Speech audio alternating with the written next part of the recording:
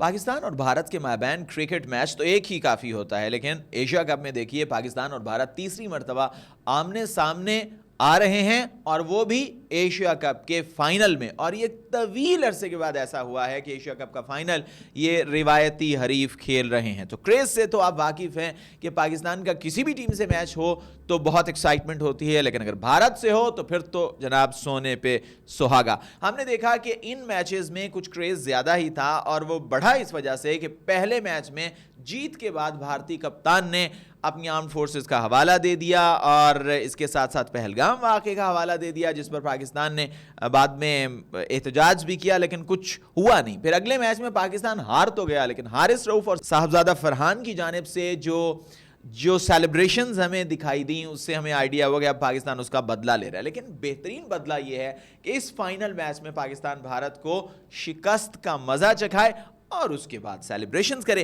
खैर जी, इस सारी सूरत हाल पर बात करने के लिए हमारे साथ मौजूद हैं मारूफ क्रिकेटर माजिद मजीद साहब। माजिद साहब अस्सलाम वालेकुम, आई होप कि आप ठीक होंगे। आपका बहुत शुक्रिया, आपने वक्त दिया। ये फरमाइए कि लास्ट टाइम जब आपसे बात हुई थी तो आपने ये कहा था कि जो जवाब देना है वो खेल के मैदान में देना है और एशिया कप से आपने बिल्कुल भी दस्तबरदार नहीं होना। तो अब देखें कि वो घड़ी आन पहुंची है कि पाकिस्तान और भारत फाइनल में मद्दे मुकाबिल हैं, तो आप कैसा महसूस कर रहे हैं? जी बिल्कुल, पाकिस्तान डिजर्व करता था फाइनल खेलना और वेल डिजर्व टीम है, लेकिन थोड़ी सी ऑफ कलर हुई भी थी।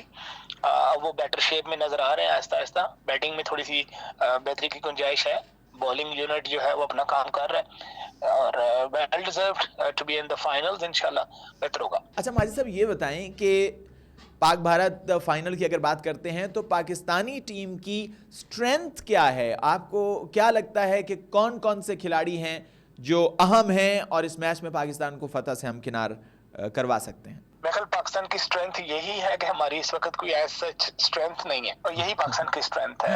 अक्सर वैसे ऐसे ही होता है। हाँ, मेरा कहने का मकसद ये है कि हम किसी एक प्लेयर पे या किसी दो पे रिलाई नहीं कर रहे। हमने जो है ना बिट्स एंड पीसेस में परफॉर्मेंस दी है और फाइनल तक रसाई हासिल की है। जैसे इंडिया की टीम है, no doubt on paper on ground at the moment वो बहुत स्ट्रॉन्ग हैं भी और लग भी रहे हैं। एज ए क्रिकेटर इसमें कोई वो नहीं है उनको इस बात को मानने में कि that they are doing really good, लेकिन वो अपने ओपनर्स पे बहुत ज्यादा रिलाई कर रहे हैं। अभिषेक शर्मा पे और गिल पे वो टॉप ऑर्डर की परफॉर्मेंस पे बहुत ज्यादा रिलाई कर रहे हैं। हम किसी पे भी नहीं कर रहे। हम किसी एक को भी उठा के नहीं कह सकते कि इसने ये किया है और वो पाकिस्तान के लिए पॉजिटिव है। पाकिस्तान के प्लेयर्स ने like I said bits and pieces में परफॉर्मेंसेस दी हैं, लेकिन उनको एक कलेक्टिव एफर्ट करने की जरूरत है, उसको एक जमा करके एफर्ट करने की जरूरत है। और मेरा ख्याल है पाकिस्तान अगर उनके दो टॉप ऑर्डर बैट्समैन जो चाहे वो जितनी मर्जी फॉर्म हो, जितनी मर्जी अच्छी क्रिकेट खेल रहे हो, it's always a one ball game. तो अगर पाकिस्तान की टॉप 2 विकेट्स में से जल्दी सर्कल में 1 से 2 विकेटें जल्दी उड़ा लेता है तो पाकिस्तान बहुत ज्यादा चांस में है। अच्छा, ये फरमाइए कि टॉस बड़ा अहम रहा है। अगर हम पाकिस्तान की क्रिकेट हिस्ट्री को देखें तो 99 का वर्ल्ड कप का जो फाइनल था उसका टॉस आज तक डिस्कस होता है। तो टॉस कितना अहम है इस मैच में? पाकिस्तान को टॉस जीतकर क्या फैसला करना चाहिए? देखिए, टॉस इम्पोर्टेंट नहीं है, टॉस जीत के जो फैसला किया जाता है वो इम्पोर्टेंट है।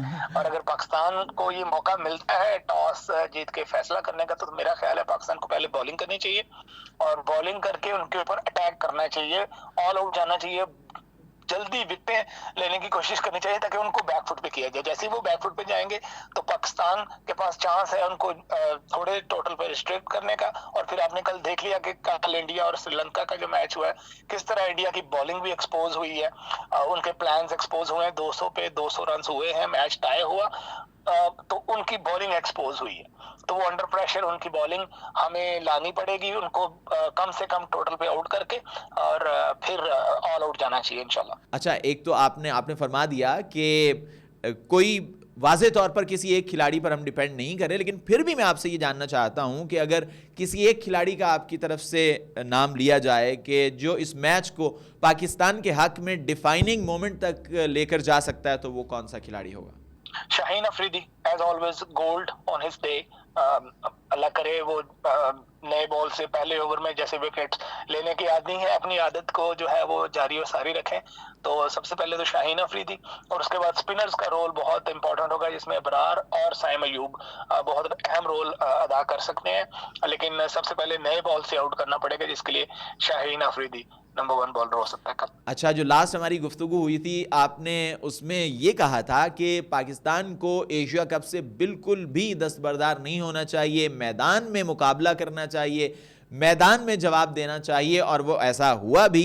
बल्कि हमने देखा कि पाकिस्तान जीता भी नहीं दूसरा मैच, लेकिन ऐसी सेलिब्रेशंस हमारे सामने आ गई जिससे हमें पता चला कि पाकिस्तान अब बदला ले रहा है। तो कल के मैच में भी आपको लगता है कि ऐसी कुछ सेलिब्रेशन सामने आने वाली हैं जो कि गुज़िश्ता मैच में आई हैं? लास्ट टाइम मैंने कहा था खेल के करें। जी जी, बिल्कुल। हार जीत खेल का हिस्सा है, हार जीत खेल का हिस्सा है। वो जो इशारे हुए जो हारिस रऊफ ने किए या फरहान ने किए, वो भी ग्राउंड के अंदर आके किए ना। अगर वो बाइकआउट किए होते तो वो इशारे कहाँ होते?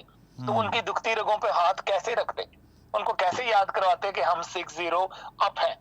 ठीक है, तो वो मैं हमेशा से कहता हूँ क्रिकेट को क्रिकेट रहने देना चाहिए दोनों तरफ से।